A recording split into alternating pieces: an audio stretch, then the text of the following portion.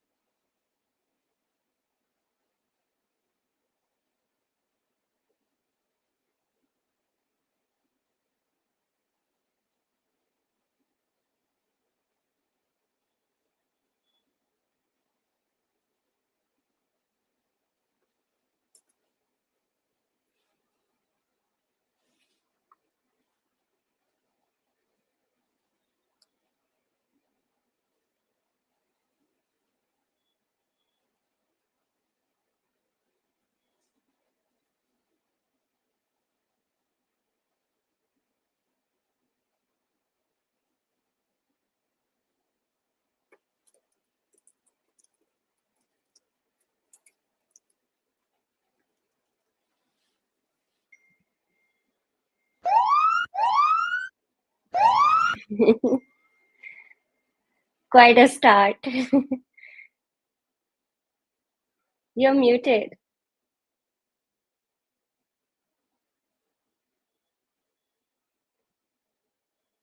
Sorry, I'm on mute. So we had It's 25 worse. people around just joined. I think we'll have more people, but I think we should start. I'll give you a small introduction about Vanshika. And Vanshika, if I miss anything, please do add. And this is a informal Sure. conversation, is what Vanshika told me, but I'll make it a little formal with only the branding stuff and a lot of. I'll try to cut all the personal stuff because probably that is for Instagram Live or Twitter or for some other day. So Vanshika is a founder of the Fingerprint Labs. She is great at personal branding. She have over 1 lakh followers on LinkedIn. I don't know how you pulled it off. Even bigger thing is you have 1,300 calls registered on TopMate. I don't know how you spoke to 1,300 people in few years. Like that's crazy. And you also work with 100 plus brands. So uh, in any way, if I look at for a bigger company to do all this, it makes sense. But as one person, you have done all this. So I would love to learn all how you have pulled this off. So we'll start from the basics. We'll start from what is branding, whether it's personal or organization. As a marketeer, I do know that whether I'm marketing for a person, a small company, or a freelancer, so the theory or the basics is the same. It doesn't change. The scale at which we do changes, right? So I'm assuming it's a similar thing for branding, but I'll try to go from basics, from what is branding, how somebody can start on a personal brand. Then we look at branding for companies without money. Then where does money come in scale? Like where does this actually help? Because when we get examples about Nike and other things, people talk about a lot of use cases, but people also forget that they spend millions and billions on marketing and branding. So that doesn't suit a personal brand or a small or medium scale businesses. So hopefully you help us understand all this within the next 75 minutes is my goal. So yeah, this is what I understood what you do, what I want to go with in this life. And did I miss anything about your Lovely. introduction? You missed that I like the color purple. Everything about me is purple. And if you see purple, you should instantly think about me. That's it. Is that a And see, part I of did the? very good color, and I did very good color contrasting. See, I wore green because my background is purple. So there you go. That's why there's a purple background. So Yeah, uh, purple is my color. I just try to wear whatever looked better in my cupboard, so I'm not clearly into colors or branding, or I don't understand, well. So we'll dive straight into it. Can you tell me the psychology of branding, not in a theoretical way, but somebody like, let's say you're explaining to somebody pretty new. uh, so branding is vague, right? Like everyone talks about branding, but I feel like it's vague. I want to hear from you what is branding and what is your perspective, whether it's Yeah. personal or So, organization. yeah.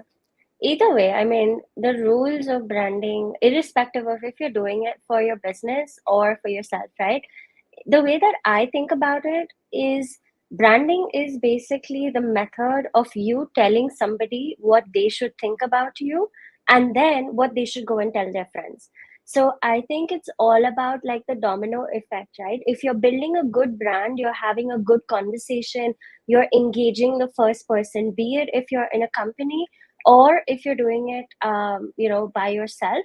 It's basically how do you want a person who's going to be reading your posts or watching your videos to perceive you as a person, and then what should they tell their friends about you. So a good brand always goes to 2 degrees, because it's not just like a brand sells to me, right? And I'm not their only end customer. If any brand, personal or company, is looking to get built, they should always look at what is Vanchika going to think and what will Vanchika say to her friends, so that they also perceive our brand more favorably. Now, whether you're doing personal branding or you're doing company branding, right?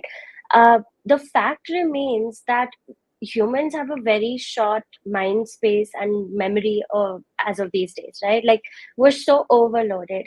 And the simpler you make things for someone to understand, the simpler it would be for them to go and tell their friends about it. The simpler it would be in the personal case for you to go and find new leads, and in the company case, find new buyers, right?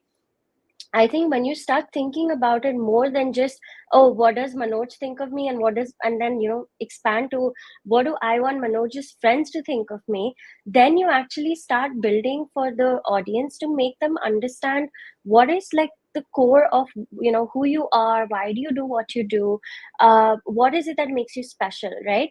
And whether you're building a personal brand or a company brand, the easiest way to find your new customers is through word of mouth and reference, right? So if you are not focusing on that, gone are the days when you're just pushing a product down a customer's throat. Nowadays you're not pushing because there's just way too many people trying to do that, right? We're now in a pull space, right? So a brand has to pull their audience towards them, and the more that they do it, brand or person, the easier it would be for them to either sell their product or to say, go find new clients, right? If you're building your personal brand.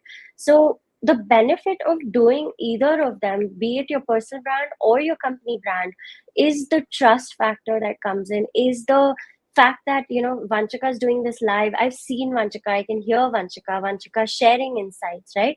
This notification has gone to everybody who is on the invite of the event, and I really do hope a lot of people join. And honestly, for me, it's more like, what am I leaving behind, right? Like, what is that good feeling that I'm leaving behind when somebody thinks about me, or if it Mhm. was in the case of the company, what is the good thing that, you want your customer to think about you. So that is really like the basics of building a brand, whether personal or for a company. Okay. So let's say I want to build a personal brand. What should I do? Like as a person, like what is my first step? Or somebody watching this want to start of branding.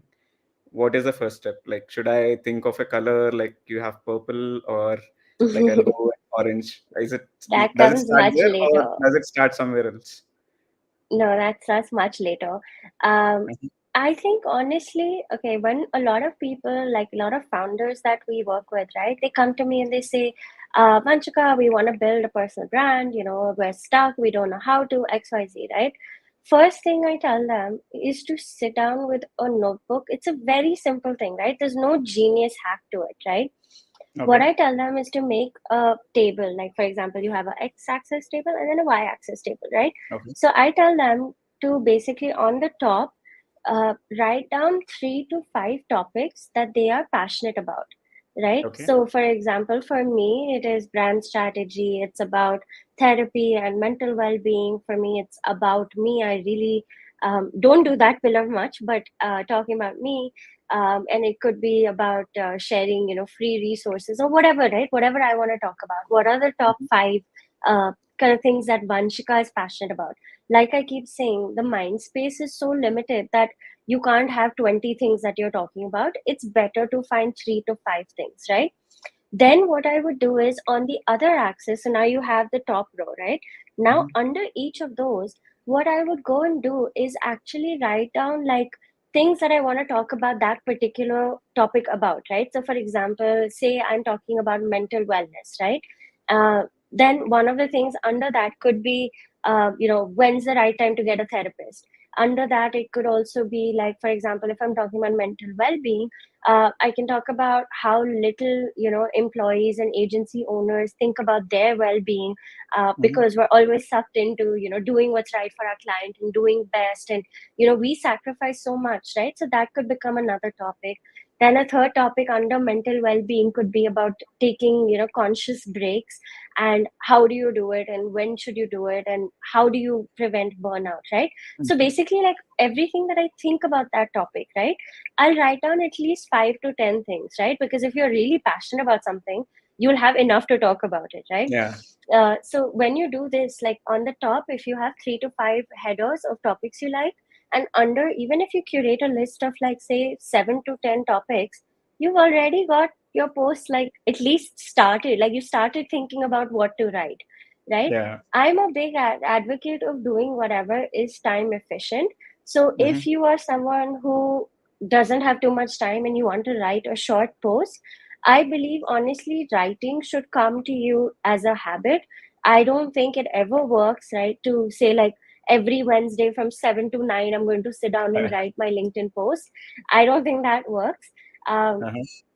and even I do it till today, right? Like since that scheduling feature has come out, I write every single day and I schedule it in. So my calendar is already full till September end because I have so much to say in Yeah. so little time.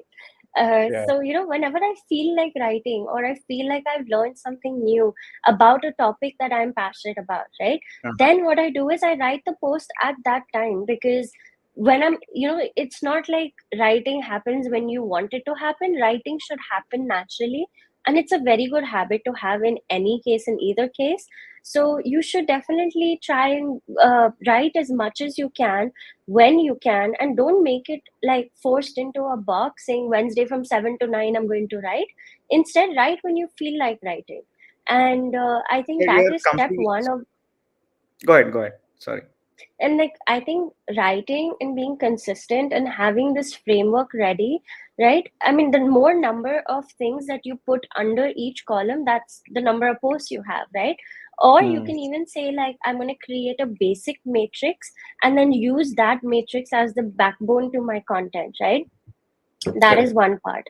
Second part is engagement, right? And I cannot stress it enough that you cannot build a personal brand on just posting really good content, because everybody's posting. And if you are posting and not responding, posting and ghosting, your audience will realize that, and it's not something that you want to leave your audience with. Even if there are 5 comments, right? please, I mean, just please go in and reply to them as P1, right? Yeah. P1 for me is always when I post, I need to reply. So as they come in, as possible, I go and I reply to them. That is one part of the engagement. The Mm-hmm. second part of the engagement is doing this on other people's posts, right? So that you start making friends, right? Like you Mm. and I, we met on LinkedIn, and Correct. I didn't know you existed till a few months ago, and I think we also connected through a comment. So I think engagement is equally important. So what I would suggest for new people, because it can get very overwhelming to be on the LinkedIn platform 24/7, right? Like I get very overwhelmed. So what I've done is time blocking, right? So for example, when I'm eating breakfast, right, if nobody's sitting with me, I will scroll on LinkedIn and like maybe leave 5 to 7 comments. Then post lunch, I'm usually very lazy and I'm like, I don't want to work. So I go on LinkedIn and then again, like it's like 5, 7 comments. I read some posts, I comment back, and I do that. So like I split it out throughout the day so that it doesn't become Wednesday 7 to 9 I'm writing, then from 10 o'clock to 12 o'clock I'll engage, right? It doesn't work that way. So I do Mm-hmm. that. Then the third part and another important pillar is to make sure you're building the right kind of first connections.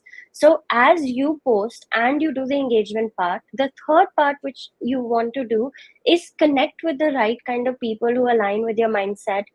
You feel you can collaborate with, you feel like you can do business with them, you feel like, oh, like we talked about something common, and like I would love to chat with you further. And you build that connection by sending them a connection request. As much as like every LinkedIn guru says, like leave a note, it's nice to leave a note because it gives the person an idea why you're connecting with them rather than Mm-hmm. just being a blank invite. So I would definitely recommend doing that on LinkedIn. And I think it's LinkedIn is a game of being there at the right time and being there consistently over a long period of time. Um, it's almost like mutual funds, right? It's almost like it compounds in the effort. Like the Yeah. more you do this initially, right? Like initially you might do this and you're like, oh my God, this is so hectic or whatever. But then Mm. if you do it consistently for 3 months, you'll realize that the impact is compounding. And then as it happens more and more, right? Like as you go into month 4, month 5, month 6, it actually just gets easier because nobody's saying that you have to be on LinkedIn all the time, right? Like if I'm telling you that I schedule my posts, there's nothing wrong with you doing the same. So feel free to go in, write when you feel like writing, have that matrix set up in front of you. Very, very simple. On the top, write 3 to 5 topics you care about. On the bottom of each of these topics, like each of the columns, just go and write a couple of topics that you feel passionate about under that topic. Use that as your framework, and you've got tons of posts, right? Because every day we experience new things, we read something new, we meet someone new. So you can always, yeah, like it just, and it compounds, all the effort compounds. It's not like going in the gutter anywhere. Understood. So your branding strategy is more you directly went into execution. I think that this is very specific to LinkedIn also, right? And Twitter. Actually, I think the same engagement method works on Twitter. So I'll just summarize what you said just for the audience. And more or less, I'm following the same thing. Good to know that I'm on the right path. So I'm summarizing. So you're saying for a personal brand, like write down what are 3 to 5 interests that I'm interested in, write and schedule in advance, then go comment on the people, on relevant people or on the influencers.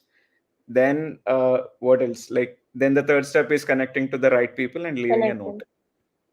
Yeah, So what happens if I do simple. this? Like I know what I mean. Last 120 days, I didn't miss posting on LinkedIn, and whenever I engage with other people, I see my connections, engagement, and views going up.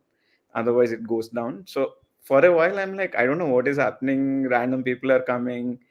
Then we are getting like I actually went and spoke to few people directly on like Zoom because somebody is from Philippines. You're from Mumbai, so I started connecting with people Gurgaon. I'm in because NCR. yeah. So because I tried to go with the right people, I guess, because who I could vibe with. Initially, it was so stressful. I was just focusing on numbers. Yeah. Uh, and engagement is something that is crazy. Like let's say. put like at least 30 minutes for engagement, all of a sudden my engagement connections shoot up. So now this is a number game. Like now I know what I want to, I want to talk about, then I know how to engage, and I know this is a long term game. Now what happens? So how do I use this knowledge of writing and engaging to monetize? Like how does it actually help? Yeah, absolutely. See, I think we're in a world where everybody likes free advice and people are always out there to get free anything, right? But at Right. some point, you will realize, like through your growth journey, that you need to start charging for your time. Otherwise, there's just going to be a lot of free work and free stuff that you're doing, which Mm. you actually should not do. Um, so I think when you think about it, right, some of the easiest things to monetize are definitely consultancy calls, right? Those, say 30-minute calls, 1 hour calls. I see a lot of people doing reviews and audits as well on TopMate, right? So you can charge for something like that. Say, for example, you're amazing at social media marketing, and you're offering a free review, or not a free, sorry, you're offering a review of their social media strategy, or you're in performance. Those things are very easy to sell. So, like, I've also struggled with this kind of pyramid, right? And the way that I think about it is there are three layers on this pyramid of monetization, right? So the first one is the affordable and meant for everybody service, right? So that could be a consultancy call, like you and I both have it. Like, get a 30-minute call with me, get on a 1 hour call with me, right? So that Usually is a these are. bottom layer. Mhm. Yeah, so the bottommost layer is generally easily accessible at a low price point for everybody and anybody to come and do whatever they want, right? It could Okay. be an ebook, it could be like a video, like a pre recorded video, it could be a guidebook, it could be a handbook, it could be so many things, right? Mhm. Maybe you just say that, you recorded a 1 hour video on brand strategy and you want to sell it. So that could be like, say, $500, $800, and that's affordable and meant for the masses, right? Okay. The second layer is where you're going to uh, basically sell something that is very specific to your skill set, and at the same time you're going to offer massive value, which is Mhm. why you're allowed to charge the price that it is, right? So for Mhm. example, the first layer of mine, like get on a call with me for 30 minutes, is $500. The second Okay. layer, it varies, but now I've tried different price points, but now it's at 5K, right? So the Mhm. 5K is a 1 hour call with me, and it's a very in-depth consultation call where you tell me, like, Vanshika, I need help with so and so, like, spend an hour with me, help me solve for this, right? So that is the second layer, which is a little higher price. There is an intentional price barrier there, and the only Okay. reason it's there is because you want to kind of filter that crowd, right? Because Mhm. you want to be able to do it at a price that works for you, right? At what price Right. you think you should be paid for an hour. The Correct. second layer also has things such as group workshops, or Mhm. what do you call it, fractional consulting. So Mhm. for example, when I used to do brand strategy workshops, and they're going to be launching back again really soon, but that second layer, right, my brand strategy cohorts, I charged somewhere from 3K up to about 6K. So I was, again, try, test, error, error test all the prices that work. So that layer is intentionally made so that you filter out people. Only the people who are very interested in you and very interested in your service come to that layer. Mhm. The third layer, however, is a the way that I look at it is a bundled offer at an extremely high price point, right? So, for Okay. example, like on my top mate, I have a social media overview and dissection kind of service that is there, and that is priced at, I believe, about 10K, right? So Mhm. I would filter it by interest level. So maybe everybody, like, if they're still guessing, or maybe they don't know you and you want to build that trust, you build that bottom layer of monetization, then Mhm. obviously you want to upsell them into this layer, and it can have multiple different things, right? So for Mhm. example, over here in the bottom layer, you might say, watch this 30-minute video and get a workbook. In this layer, you might say, I've created something like a 1 hour video, plus I've done an ebook for you, plus I'll get on a 30-minute call with you, and price that at Mhm. like 5K or whatever. Right. And then the third layer is you want to talk to me one on one, like, I mean, after, and that layer is like a bundle, right? That when you Mhm. take a certain bunch of these combination permutation and you put Mhm. it into a bundle and say that, listen, you really want me to work with you on said thing, it's going Mhm. to be priced at the top of the pyramid kind of pricing. Understood. Now, the thing a lot of creators don't understand, and I've seen this, I failed. I mean, I'm honest with it. Like, I have failed in selling stuff on LinkedIn myself. Yeah. So, you're going to go through that roundabout and you're going to go through that loop a loop, and there's no way to really prevent it. But what I can say is that just having a service is very different than people buying the service. And that is the biggest reality check that Yeah. I've had. I thought if I upload my Topmate link, like, oh, I have 100,000 followers on LinkedIn, I'll upload my Topmate link, people will automatically go there and buy. I was so wrong, like, so wrong. Like, if you, whatever layers of the pyramid you have, you still Uh-huh. have to sell that, right? Like, Correct. you are the salesperson for your brand. Just Correct. having a link over there is not going to help anybody. So, Uh-huh. a lot of times, like, I keep posting it like under the post in the comments. So I have like I usually put it in the comments saying, visit my top mate and buy whatever, right? Uh-huh. So that it's repeated, so Not that in the there post. is a flow to it. Yeah, like you have to. I prefer not to do it on the post. Uh-huh. I mean, it is commonly said that LinkedIn doesn't like it when you redirect people out of the channel. So Okay. I don't put it in my post. I put it in the comments. And I just basically write that, like, hey, thanks for reading the post, download whatever, or join my workshop, or buy this from me, right? Whatever it is. If you don't promote your service, nobody's going to go to your Right. service. Because unfortunately, there are so many people who are doing the same thing like you, that they don't really care to be like, Vanchika, what is your top mate link today? Right? So if Mhm. they see it, they'll at least go to it. If they see it, they might buy it, right? And that's the way that I would look at the funnel. Like, in this case, because it's a personal brand, right? Mhm. You have to create something of a lot of value that you feel like you want to share with the world, and then you put a price to it, right? Because at the end of the day, you have spent that time to create that particular thing, and you should get money in exchange for the time. And the fact is that you're helping somebody, right? If you're doing this whole monetization thing just from a view of, I'm going to make a lot of money, you're probably going to do it wrong. You're going to, like, my lens in terms of looking at how I do this whole top me thing is to be like, what can I do to help somebody, right? Mhm. What can I do to help an agency owner? What can I do to help my clients? What can I Mhm. do to help people who are still very cold but maybe turning warm leads, right? So Mhm. basically, you just have to think in terms of the funnel, right? Like, so again, bottom of the pyramid, something accessible, something between, I would say, 4 to about 700 bucks. Second Mhm. layer could be anywhere from about 1,000 to about, I don't know, depends again on your Okay. authority. But if you have a huge authority and you've proven to be a thought leader, then obviously that number pushes up. But I would say about 1,000 to 5,000.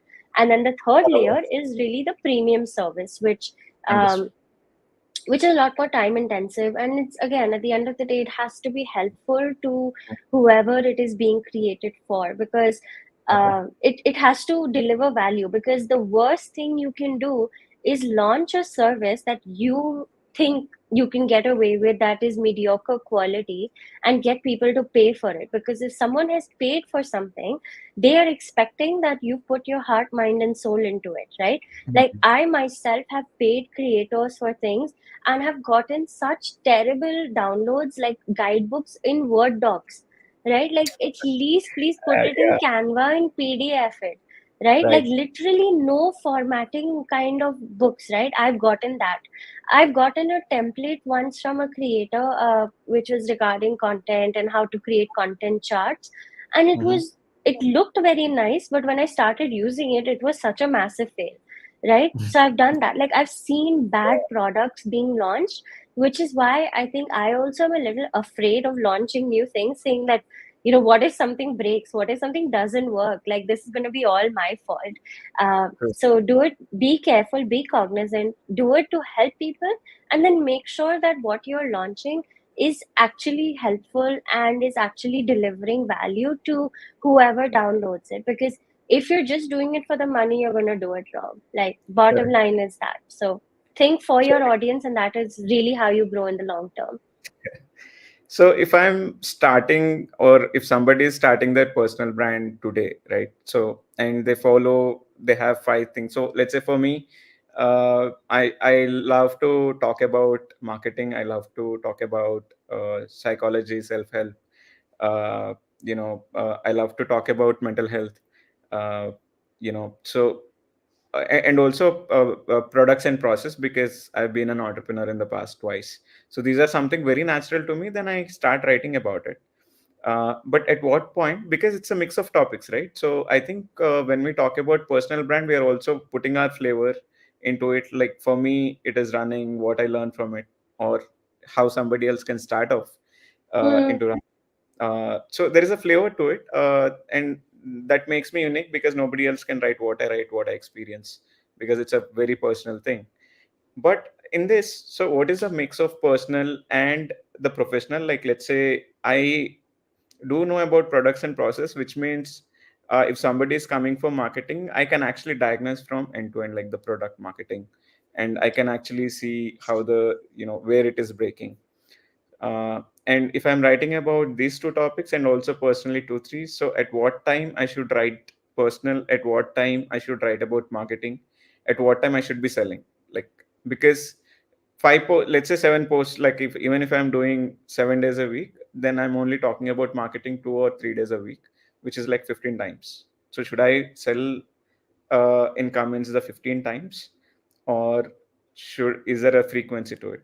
Before we go ahead, Yeah, just for the attendees, if you have any questions, please put it in the chat box, and in between we'll check, and I'll ask Vanshika wherever the time is apt, or if but please do tell us if you have any questions, so we can make it more interactive, and you don't need to wait till the end to get your answers, or whatever questions you have, Vanshika will answer in between.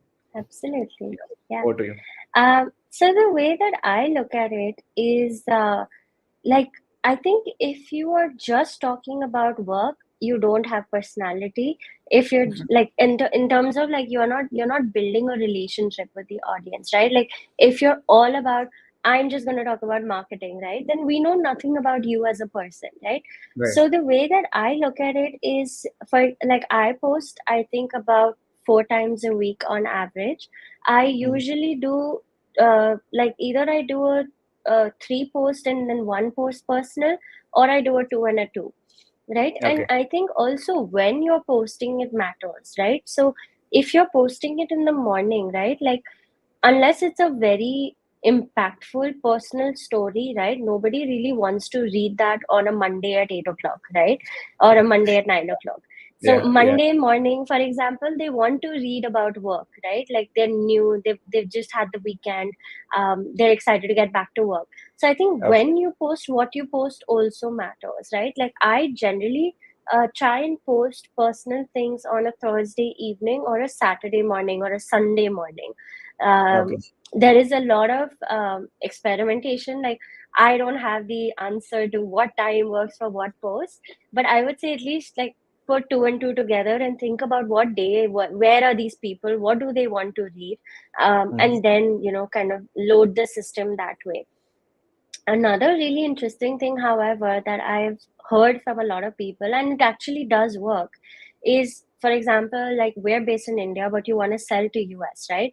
Right. Posting 10 a.m. India time is not going to help you at all with that. Instead, you want to post at 10 a.m. their time. So you will Mhm. schedule your post in to put it there at their time at 10 a.m. so that by the time, India wakes up, it might show up on people's feeds. Now, the Ah. thing is, you can't just presume that I post at 10 o'clock, therefore somebody is going to see it sitting in New York, right? That's Mhm. not going to happen. You'll have to, again, go back to the basics, which is engaging with people who are in New York, who are in your field, commenting on their posts, connecting with those kind of people, right? So while they are aware that you are in India, they will not build a relationship with you if you don't build a relationship with them. And Mm-hmm. then if you build only an India centric network, which is your first connections, then Mm-hmm. the US people will not see your post because you don't have first connections over there. So if Right. your goal is to build for US and Canada, you'll have to engage with people who are in US and Canada, and you'll have to comment on people's posts who are in US and Canada, and connect with them and make first connections.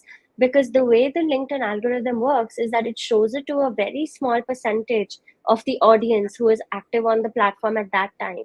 So it does a litmus test. If that passes, then it goes to a second stage and a third stage and a fourth stage, and Understood. then you go viral. And now that we're talking about going viral, let me tell you, it is an absolute shit show.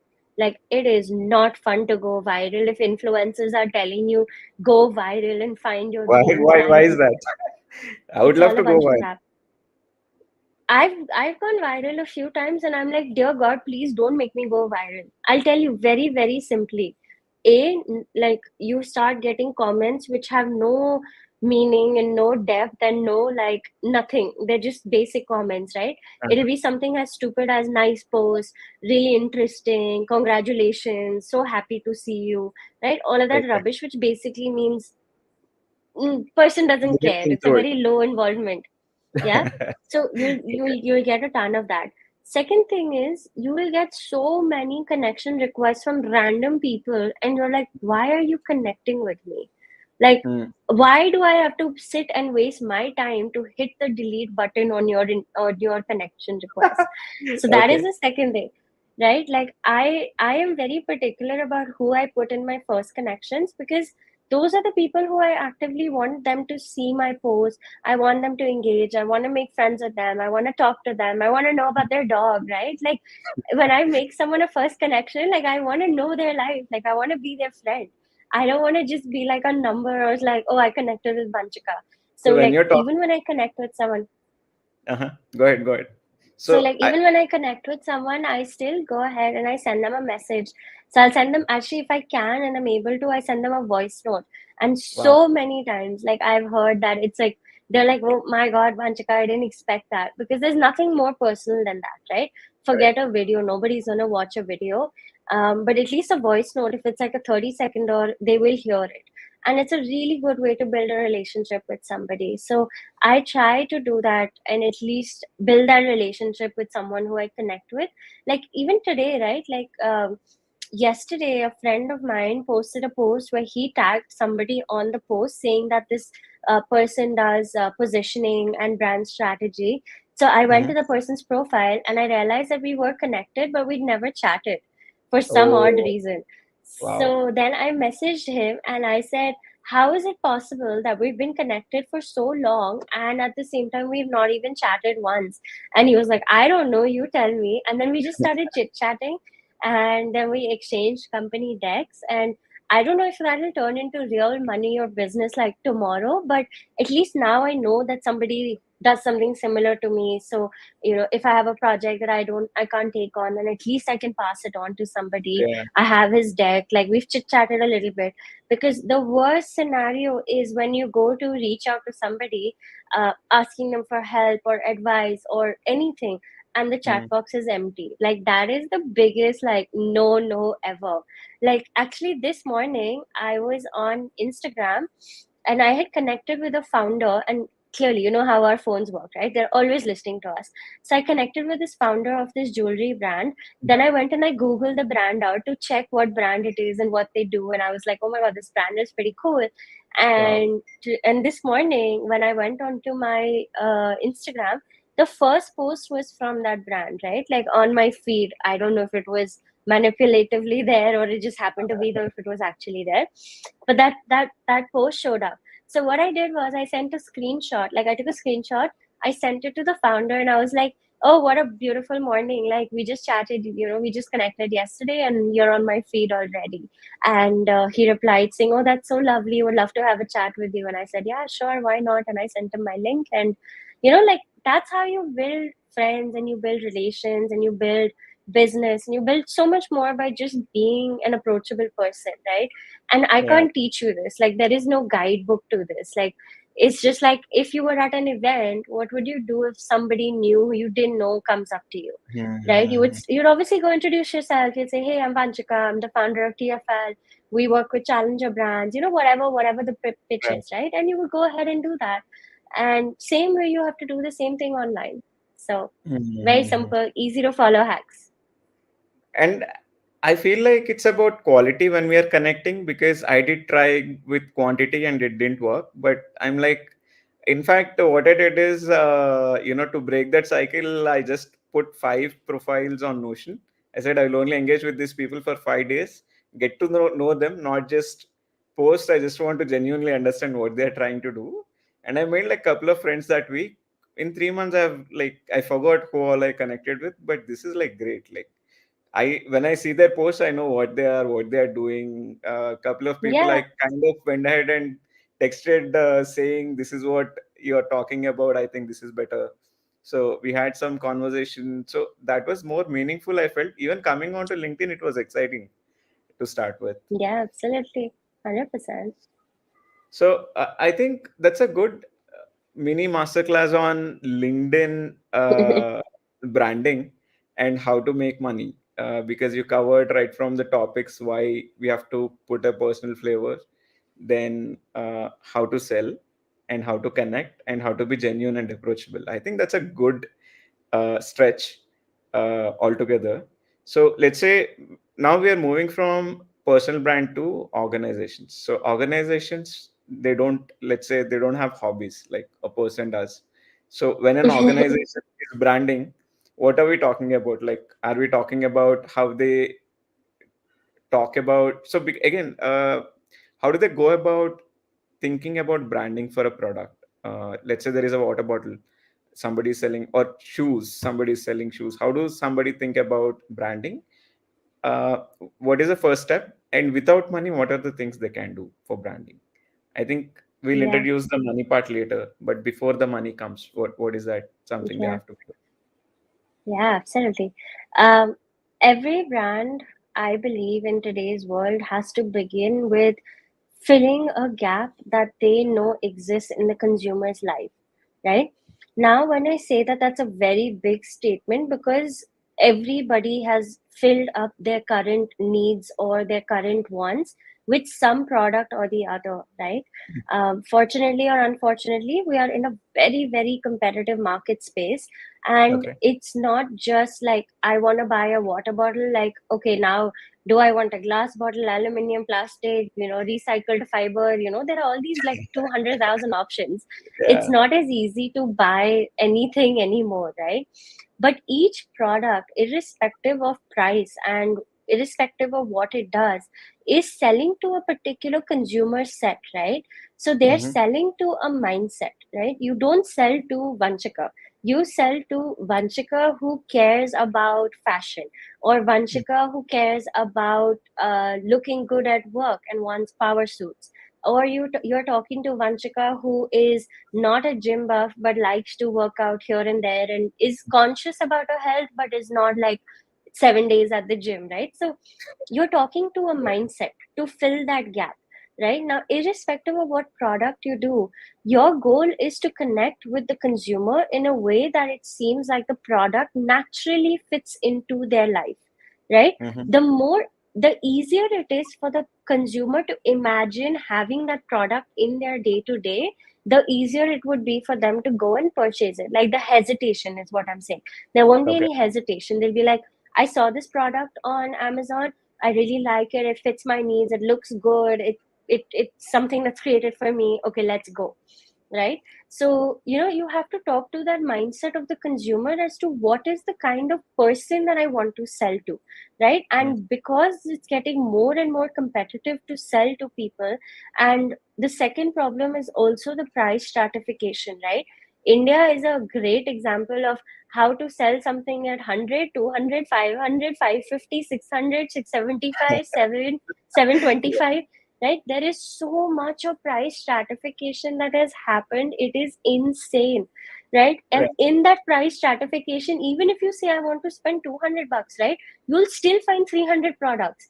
So Correct. it's very, very competitive these days. So I think, if you are a brand that's setting up these days, first things first is align with what mindset you want to sell to. Second Okay. thing is figure out who your consumer is, right? What does this consumer look like? What is the day in the life, right? Mm-hmm. Third is to pick up on problem areas that are not ideally, in the ideal situation, you will pick up on problem areas that have not been solved for or not been cared for, because that leaves a wide open space to be like, I solve your problem, I'm the best for you, buy my product, because that gap is existing. Yes. However, if it is not a realized pain, but you feel that you can do better in some particular thing or whatever product you want to create, then that becomes sort of a upsell or a mind shift change, right? Okay. Either way, you'll still need to get to know your customer. So start with your customer first. Mm-hmm. Second thing is, I would then go look at competitors, right? And I was Mm-hmm. explaining this to someone on call just a couple of hours ago. Competitors, right? There are a lot of frameworks to look at them. There are a lot of like these templates and stuff. But I would give Okay. you a very simple way to look at it, right? There are two types of competitors, cat A and cat B, right? Okay. Cat A is basically competitors who are doing exactly what you are doing for the exact same audience, right? So, for example, if you say, I want to buy a leather bag, you will find a lot of brands that are in your price range. Like, you have to have some filter, right? Like, so you're not going to compare with a Louis Vuitton because that is a totally different mindset, right? But you Right. might compare with some local brand, right? And somebody that's in your price range that you want to sell to. That is cat A. Cat B, however, is people who are selling to your audience, but maybe Mm-hmm. have a little bit of a different product, right? Or they Okay. could be selling to a different audience with the same product, right? So, for example, you're saying, I want to sell leather bags at 500 bucks. So, your cat A people, right? For example, in leather bags at 500 bucks will be anybody that is in the price range of say 300 to 700. So you have that sort of bracket up and down, that these people are comfortable paying 500 and they have the paying capacity, and this is the kind of audience Okay. I want to go after, and these are the competitors. On the second hand, you will either find people who are doing a different yet similar product for the same audience, or different product for a different audience, but have a chance to compete and eat into your market share.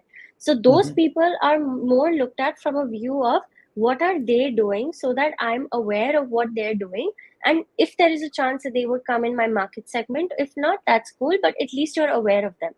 Cat A, Understood. cat B, right? Simple things that I would look at, right?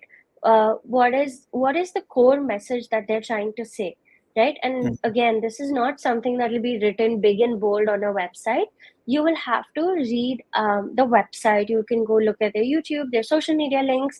You will find a recurring message, right? That Mm-hmm. will stick to your mind. So, what is that recurring message that they're trying to say?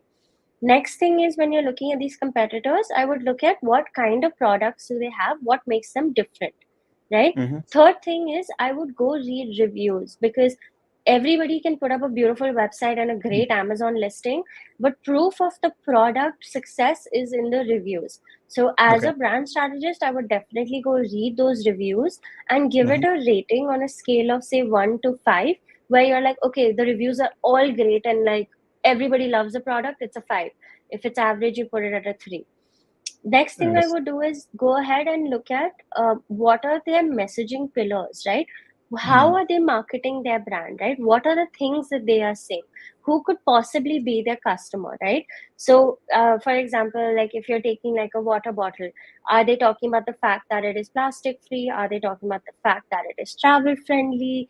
Are they talking about the fact that it keeps your water cold? Are they talking about the fact that it is unbreakable? So each brand will have these messaging pillars in place that they've created to differentiate their own brand, right? Understood. So you'll have that. So do that. And then the last thing I would do is look at voice and tone, which is, how is this brand speaking to me? Is it fun? Is it casual? Is it serious? Okay.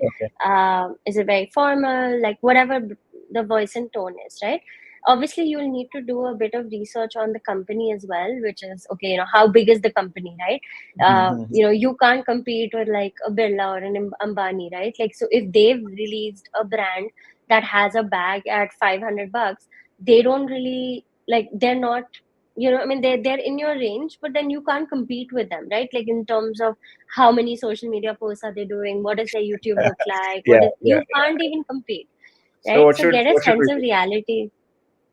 So I think honestly, when brands start, right, I think one of the things that they always feel is that they need to do everything all at once.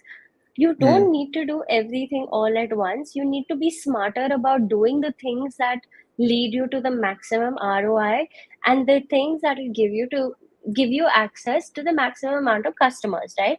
Now, Okay. for every brand, that could be different, right? So, for example, you're selling water bottles to kids, right? But kids are not buying these water bottles, it's the parents. How are Right. they discovering about these water bottles? Are they on Hmm. a site like First Cry? Are they going to like a Flipkart? Are they hearing it from their friends? Did they get a brochure in their school? Some brand gave them a brochure and then they found it.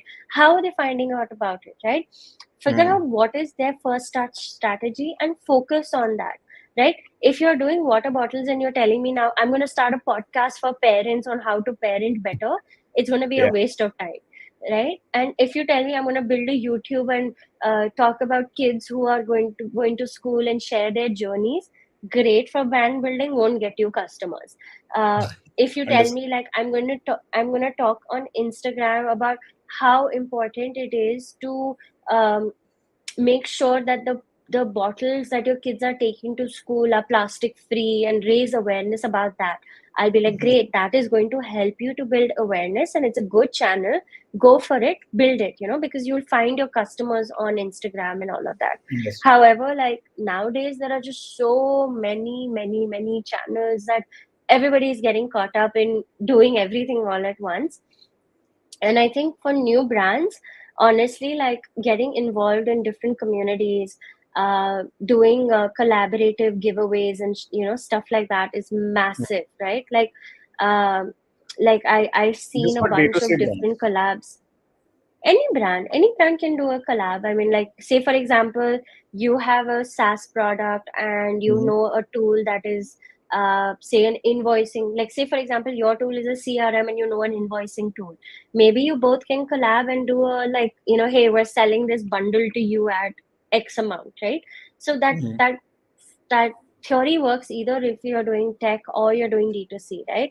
Small brands, rather than competing with each other and trying to fight with each other, should try and find adjacent or tangential things to collaborate with people on and build a stack and say that, I'm giving you this much amount of value. And I mean, it obviously works very differently for SaaS and for product. Um, in SaaS, for example, like, for example, it could be Google Ads, right? That's how people find out. Or you could be doing something like on G2 and building trust over there and getting people to review your SaaS product hunt, right? So again, there are 20 million different channels, right? Now, what do you want to focus on? I Yeah. think it has to be put on, like, write down all the channels, Correct. write down a matrix of time it will take to build, what is the output that could possibly happen, what are Hmm. we expecting from this, right? Like, is it a conversion channel or is it a brand building channel? Once you Understood. have that, you will understand that what channel is going to work for you and help you to build your brand and sell at the same time, because just building a brand with no sales is not Yeah. going to help anybody. So What you is need to brand building find that. channel? And What is brand building channel? I know marketing channels. I know, how to measure a channel that gives the highest ROI. But what is brand building channel? Like, let's say, So when if I I'm, say brand building, right, I don't mean that there is a particular channel for it. It could be on okay, the same channel, but how you look at the channel differentiates is what is different. So for example, if you take like Apple, right? They actually, bad example. Let's not take Apple. Let's take a brand like Boat, for example, right? Like, okay, kind of new age brand, has been in the market for a bit, right? okay, They will have some marketing material which they have to share, which is new product launch. This product was worn by this hmm, person. hmm, Aman really loves this product. Here's hmm, Aman wearing our watch, right? All of that is marketing stuff. On the other side, Boat might do like a really good reel of like, how they've empowered some kid in some small village to exercise, and this kid went and won something in the nationals, right? That is a brand building exercise. So it's on the same channel, but it's more tilted towards being emotionally pulling and not sales oriented, right? So That's true. brand and doing branding activities are not necessarily for sales. Therefore, building awareness, trust, love, affection, all of those. So you'll And use the long same term channels. commitment. Long term, yeah, like long term recall, right? Because for example, like instantly, like, I mean, one of the brands that has been doing it beautifully over years is like a brand like Dove, right? I love what Dove is doing. Their entire brand essence is questioning beauty standards and redefining beauty standards, right? Now, Right. how have they used that uh, simple thought to build a brand? And that too, Dove is in a very low involvement category, right? Mhm. Because it's not a brand where you're spending a lot of money, or you think about it like, should I Yeah. buy a rose this week, or should I buy orange, or should I buy, like, you don't think about shampoo and soap that much. So it's a very low involvement product, and they've used brand building really well to Oh, stay top of mind. So brand building helps you to stay top of mind by pulling an emotional cord, by talking about something that people relate to and they like and they want to hear about, or something motivational, right? yeah. Brand building activities in particular are not going to lead you to any amount of sales, but it will leave the customers and maybe some set of new customers coming in, for them to be like, oh, this is a nice brand, like I watched this reel and I really liked Mhm. it. And brand building also helps to amplify what you're doing on the marketing side, so they kind of work together. Correct. Marketing is sell, sell, sell, sell, sell. Brand is like, we as a brand care about being fit or being People healthy, actually, right? yeah, what So they feel. people, yeah. So then brand and marketing always interlink. So brand marketing's job is to do the selling and to do all of that boring stuff. Brand's job is to be like, okay, I'm not going to speak every Okay. day, but I'm going to speak enough that when I speak about something interesting, audiences will realize and they'll like it and they'll relate to it, right? And then they play off each other. And so that's the kind of back and forth that happens, irrespective. Now, again, it could be different for tech companies, it could be different for D2C companies, right? For tech companies, brand building could be, for example, my CEO went and spoke at an event, right? Say Mhm. some tech conference where there is a hyper curated crowd of people that are in your industry. Like, for example, Microsoft, they have like these conferences every year in Vegas, Salesforce, HubSpot. For them, that is brand building. That Right. we'll host this 3-day event and have the world's best speakers, curate an amazing crowd, and talk about it in that way. Or for example, Dharmesh, however, is super super like super likable. He's done a bunch of videos and he does a bunch of like interactions with the audience. That is brand building, right? It's not necessarily building his personal brand. It is, into some extent, but it's also building the company's brand, right? Because we know Dharmesh as a person, we know Dharmesh as the HubSpot CEO, right? Brand building for CEOs could also be that, sorry, not CEOs, for tech companies, could be that I want to start a podcast about how to make sure that your SaaS infrastructure is safe, and something Mhm. like that, right? Like, very hyper curated topic for a very niche category of people that will listen to your podcast. So again, you'll have to think about every activity, irrespective if you're doing a product or you're doing SaaS. Think about what is the involvement that I have to have in this thing, what is my commitment minimum to make this channel work, and what am I expecting to get out of it. What is high involvement but really long term effort. Like, for example, in tech, it's SEO, right? SEO takes forever to build, right? You Correct. obviously build, and dheere, then Long after term. 6 months something will rank. Yeah, Correct. so like SEO is a long term thing, but on the other hand, it has a lot of good effects through the brand building process for the brand. And I would particularly put SEO in brand because it's not going to bring you any immediate results. So Mhm. SEO, for example, is a brand building channel where your goal is that when somebody searches about brand strategist in India, Vanshika's name should. Oh wait, sorry, we were talking about tech. Brand strategy. Say for example, someone's created a something like some CRM that works Yeah. for specifically lawyers. So imagine like you've hyper personalized it. Like I'm going to create a CRM just for lawyers, right? Okay. And you would want that to show up organically as much as possible on Google. When people look at it, like when they type in CRM lawyer, small business, right? You want it to show up. So SEO Correct. at that point will definitely start working for you, but it's an uphill battle.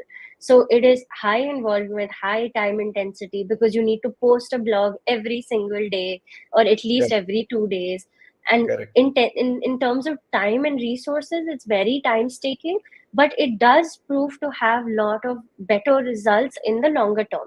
Because when SEO kicks off, for example, the payoff is you don't have to do CPC anymore, right? Mm. So SEO will take time to kick off. Initially, you'll have to do some CPC, and then dhire dhire, as your CPC starts, as your SEO keeps building up, you can then pull down your CPC budgets and say, SEO is working for me. I've ranked for CRM, lawyer, small business, this, that, whatever keywords, and like I can pull down my budget now. Let me reallocate my budget and do something else with that money. So it's a back and forth. So you have to decide what is your resource like, what is your time commitment, do you have the ability to do these things?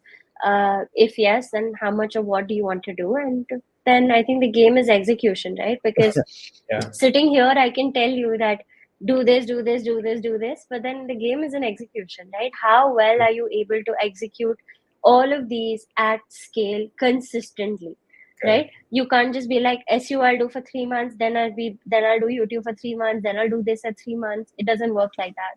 It all happens in tandem. So what are Mm. like two low involvement activities that you can do every day?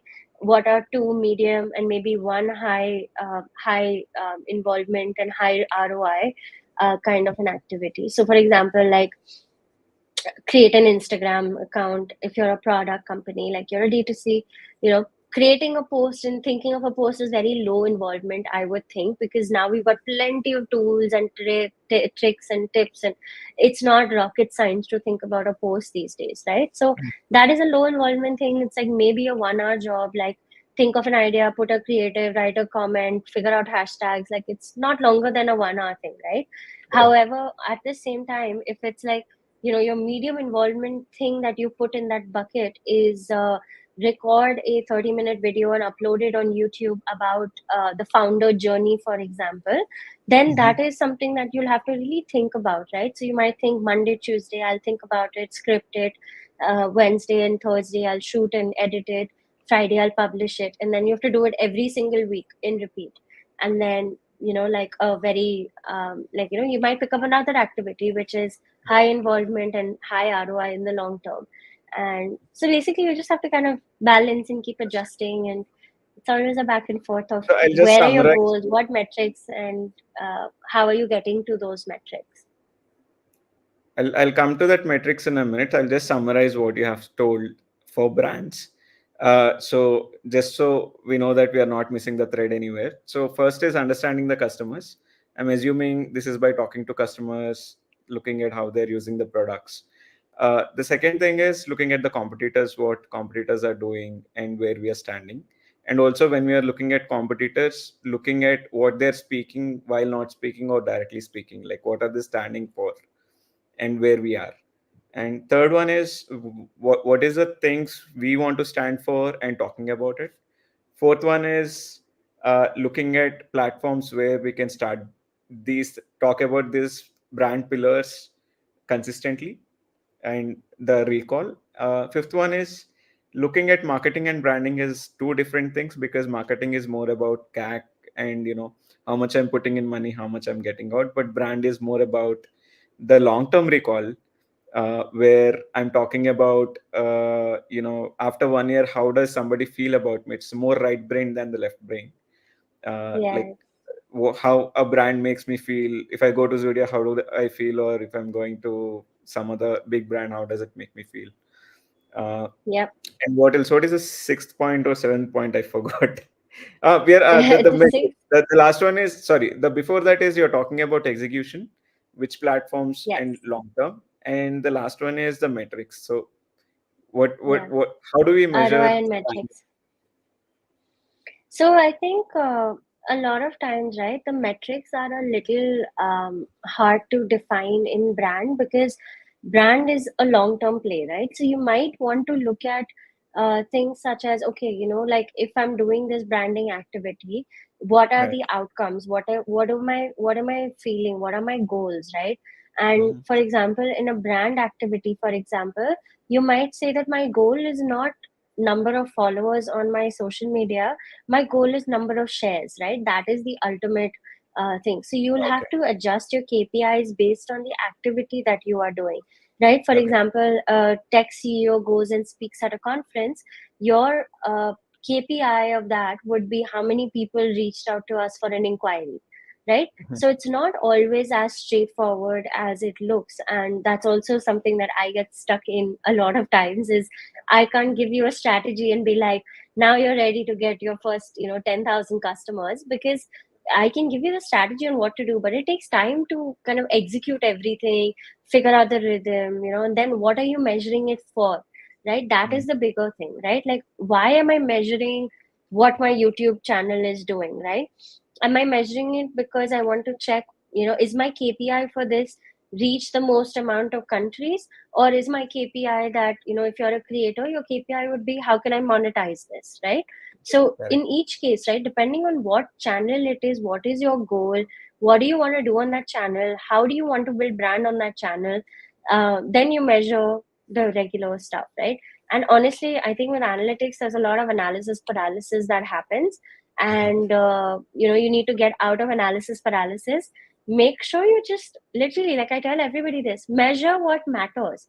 Don't measure things that do not matter to you, right? Like for example, imagine if you had to make a social media report every single week: number of likes, number of comments, number of shares, number of posts created, number of DMs, right? All of that is useless information, right? You Correct. would rather be measuring how many people downloaded the app from Instagram, what Correct. post led it to download that, if yes, then how do we repeat this success, who did we tag on that post, right? So look at brand building as a way to get to your customer while not having analysis paralysis. I think that is my Understood. biggest advice. Like, I think that's figure out the in metrics line. that matter, that matter, that will cause a difference, and the Mhm. metrics that help you to make a decision on what to do next.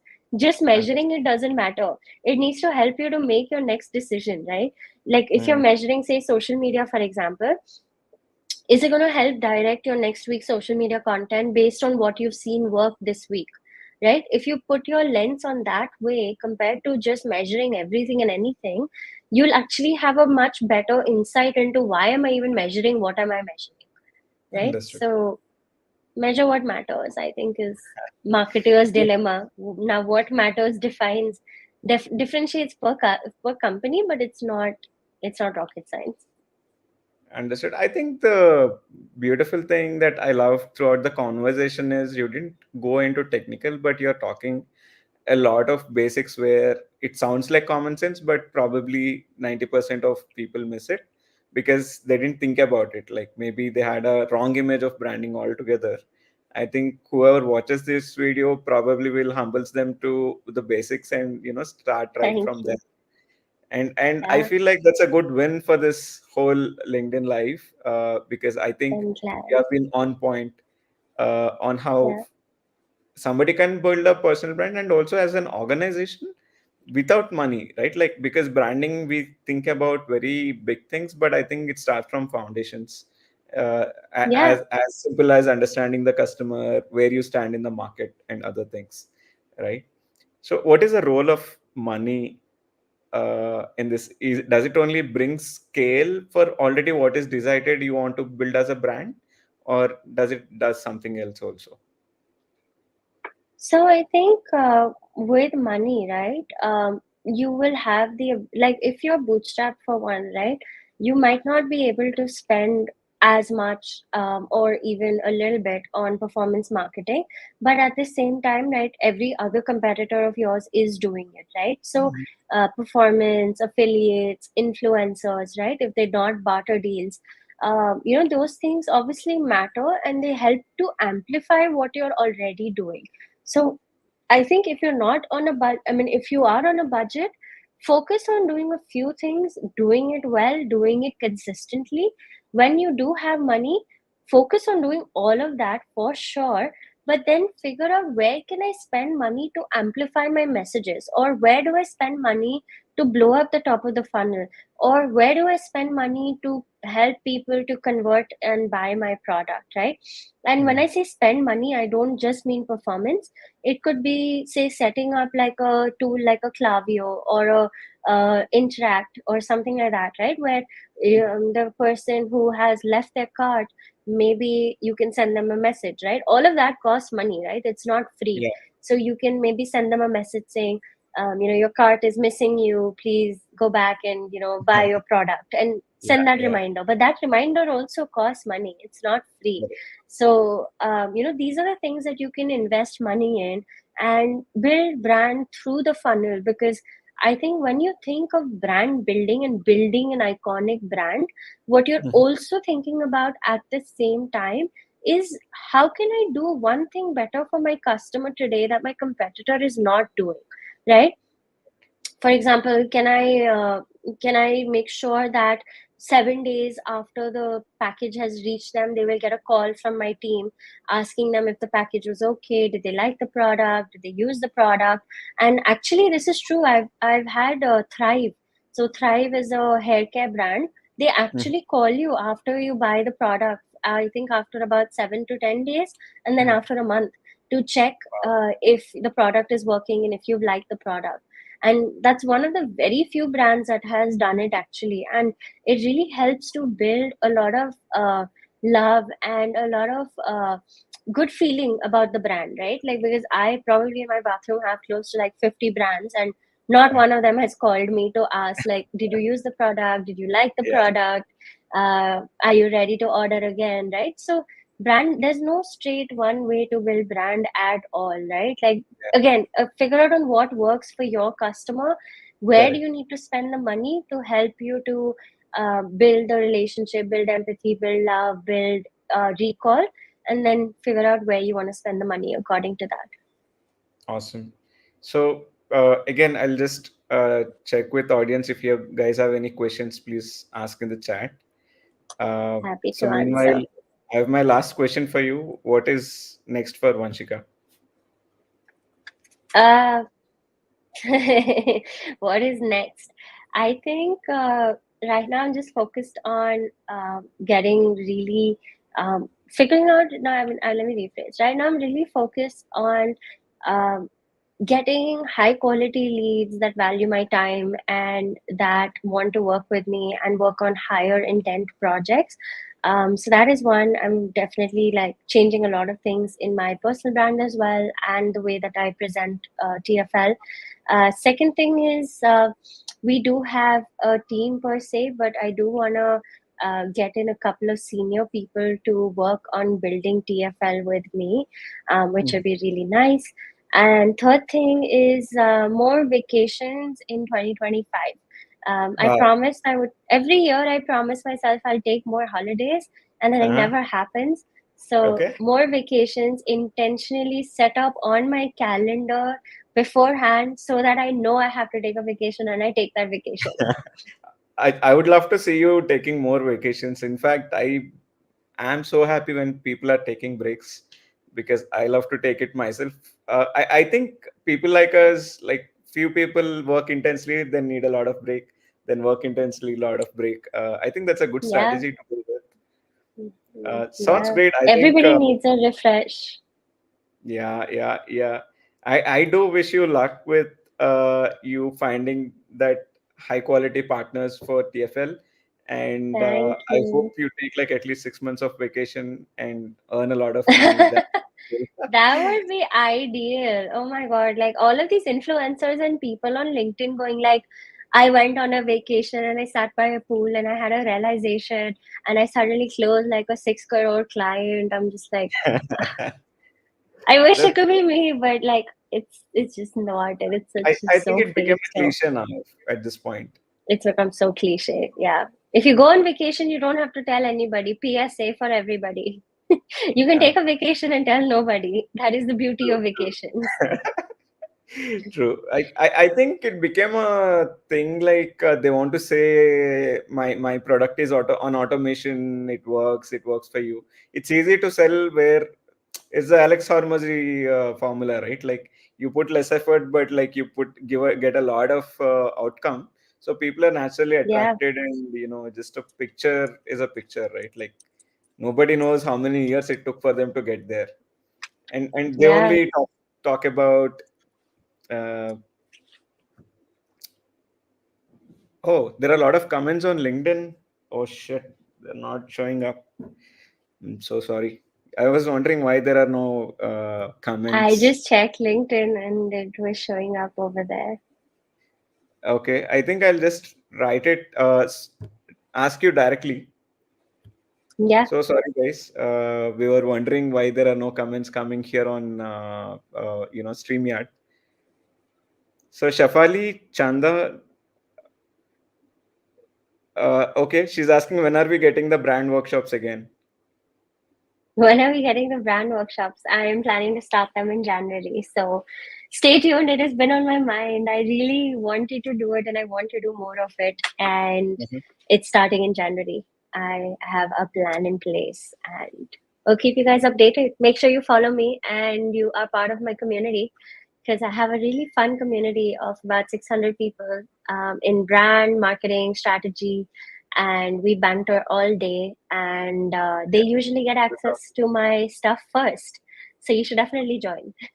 How do someone join your WhatsApp group? I post the link here and there on my LinkedIn. Otherwise, just message me with the word sparklers and I'll send you the link. Sparkler, SPALKER, S P A SPARKER. R K L E R S. Sparklers, like the Fulgari. Fulgari ka English. Awesome. Okay, that's good.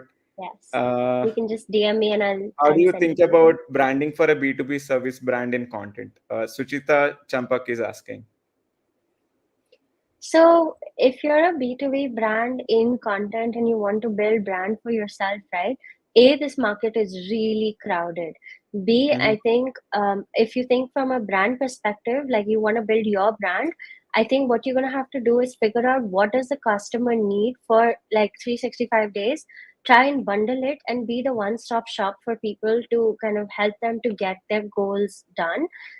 Also, I think within content, you need to basically if you're building a brand you need to be very careful and very knowledgeable in terms of how are you helping them, right? So you need to be as a brand, right? If you're building your brand, you need to basically have like some proprietary frameworks or ways to think, right? Because if you're going to do what everybody else is doing, there's no reason that someone should pay you a premium at all. Secondly, I think another thing is if you're building a B2B content brand, I would also think that you need to figure out what is the give and take that is the norm in your industry, right? So, for example, it could be that you want to collaborate with PR people, right, and PR agencies because they need content and you can be their back arm, right? So you have to think a little laterally as well as straightforward. Straight is how do I sell to my customer? What is my ideal customer? What are they Right, currently doing right now? How can I add value to their life? What can I do better for them, right? So, right. for example, you might be a agency um, that helps the customer to do content at scale by you helping them hire the right people, right? That could be your USP, that we hire for you, we manage for you, and we get the work done for you, right? That could be your USP. So you need to find a sort of a thing that makes you unique in this very, very crowded space. And Mhm. when you say building brand, it also means that you're taking part in conversations that happen in your industry. So, for Mhm. example, if your target audience is accountants and lawyers, right? Then even if the conference is like not your piece of cake and you don't want to hear these people speak, but you should still go there to find the right kind of people. Like go Right. talk to people there, build some face to face time, right? And those things are completely non-measurable, like you spending 4 hours at a conference, like there's no way to measure it. But at least you'll get some face time with some interesting people. Someone might know somebody, right? So when you think of building a B2B content brand, you're thinking about what can I do better for my customer, and at the same time, what can I do better to get more customers, right? So these are the two parts that you always have to keep on managing, and they all go in tandem for sure. That's awesome. So I'm just reading the other comments. Uh, Mana Chawla, looking forward to this conversation with Vanshika. Shashank Sharma is, encouraging you. He have a Thank question. you. Why do you call your agency the Fingerprint Labs? Oh, that's really interesting. I'm glad someone asked. Thank you for asking. Uh, so, naming other people's brands is part of the project, and it's really hard to name your own brand, right? Like, it almost gave me like a midlife crisis, because I was like, if I can't even name my own agency, imagine naming my child. Like, I went through an entire process. Like, I followed the process that I use for clients to name Uh-huh. my own agency, and it did not work because I was so hypercritical about everything. But to cut to the chase, how did TFL come up? Basically, TFL came up from a Big Bang episode where Sheldon was talking about fingerprints and the fact that fingerprints are something that are very unique, and they're not replicable, and they stand for an identity. They stand for something that is truly you, right? So in Sheldon, you can imagine Sheldon talking about it. So in Sheldon voice, like he said all of that. And I was watching this Big Bang episode with my friend on the weekend, and I was like, oh shit, this makes a lot of sense. Like we are building brands, like, and like this just kind of just made a lot of sense. Because when we are building brands, we also want them to be unique. We want them to have a particular kind of identity. We want them to leave a mark on the world. And so that fingerprint analogy really stuck around. And then I was like, okay, the fingerprint agency sounded really weird, because it just sounds like we do fingerprints. So I was like, okay, we need Yeah, another word. So forensics. then lab, yeah, so then lab came about because we're always like a work in progress. You've always got something fun happening. At a lab, things happen, things explode, things break. You might find something really cool. So that's how the labs word got attached in, because I didn't want to be the fingerprint agency. So that's how Fingerprint Labs came up, and I really love the name. Like it's a name that kind of grew on me. Like Uh-huh. I had an initial like love and attachment towards the thought of the fingerprint. But the longer it has been there and the more I've been using it, like I feel really attached to it, and I really like it, and it's just growing on me, which is the good part. Now that you tell the story, it's more beautiful to hear the fingerprint labs because there is a backstory to it. It's Yeah, interesting yeah, that you came up with that actually, and also shows how yeah, much we are influenced by characters that we watch. I'm yeah. just reading the other posts. Suresh is saying hello everyone. These are like an hour ago because we missed all the comments. Oh, oh Uh, no. Shashank says you're one of the best brand strategists on LinkedIn. Awesome. Oh, thank you. Well said. Thank 100%. you. Lovely session. Ekta Kandawal is saying it's a lovely session. Good to know. Uh, and we Thank still have you. few people after almost 1.5 hour. This is looks like we have done a good job. And Yes. you have anything to share in the last minute of this session? Not too much to share, but there is something that I have built for brand strategy agencies in particular, Okay. and I'm going to be releasing it on my birthday, which is in 2 days. So Uh-huh. stay tuned to my LinkedIn. You will find it over there. It's a labor of love. I've spent the last few weeks working on it, and it's the first time for me also to launch this kind of a product. So I'm really excited. So stay tuned for my birthday, and on LinkedIn on 23rd, I will share the link to this thing that I've been building. And I really hope that if you're running an agency in brand strategy, you can go ahead and use it, and you'll really like it. Awesome. And you did promise a free giveaway. Like you want to put it in the comments, or how are you giving it away? I can't, I don't know if I can comment back, But if someone sends me a message with the word LinkedIn Live, I can give you a preview link and a free download link. Just send me a message on LinkedIn, or if you're on my WhatsApp and you're watching this, send me a message saying LinkedIn Live, and I'll send you the link. Can you tell what is the freebies about? Uh, I do know I you're don't. It's charging 1,000 rupees if I want to buy or if somebody wants to buy, but do you want to tell Yeah, what it so is? it's basically a notion that I've created for brand strategy agencies, and it will help them with their back work. It'll help them to run their agency, keep track of everything, and it is emulated from the Notion document that I use myself to run the Fingerprint Labs. So I've built out a second version of it with the most useful things and the essentials. And yeah, I'd love to share it with all of you. And if you send me a DM or a WhatsApp saying LinkedIn Live, I'm more than happy to share it with you and let you download it for free before it goes live at full price in the next few days. Awesome, guys. Go text our LinkedIn Live and get that freebie. And we have two more comments. Anshu Singh is saying D2C brands in traditional ethnic product sector. Sorry, I'll just read it again. D2C brands in the traditional ethnic product sector that you feel are doing an amazing job at their brand building. Like, do you have any names of D2C brands that are doing well? House of Chicken Curry, they're doing so well. House of What? Chicken Curry, Chicken curry.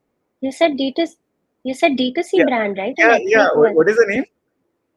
House of Chicken Curry. That's a brand name? Yeah, they do Oh, really wow. good Okay. chicken curry from Lucknow. Yeah, Okay. and Suta has amazing saris. I have like three, four of theirs. Okay. Suta is amazing for saris. Love what they're doing. Ethnic wear, I can also. Um, I think Biba has a very good range of affordable fashion. I think Biba is also a good brand to look at from the brand building POV. Other than that, I can't really think of too many other ethnic brands per se, but these two, three are on top of my mind. Awesome. And can you give like a quick one-liner of why you love them? I think just quality of product, right? I've bought product from all of them. Oh, there's one more. It's called, wait, I just remembered the name and I just forgot it. Take your It time. keeps showing up. It's called Acho, AACHO, if I'm not wrong. Okay. Acho, ACHO or AACHO. They also have Uh-huh. Indian ethnic wear.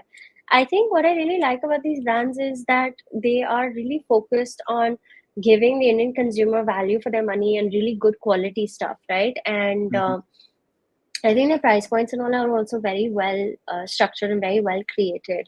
And I think just like the way that they're building brand, like Suta, House of Chicken Curry, like they're building their brand so beautifully that you feel like buying everything that they release on their social media.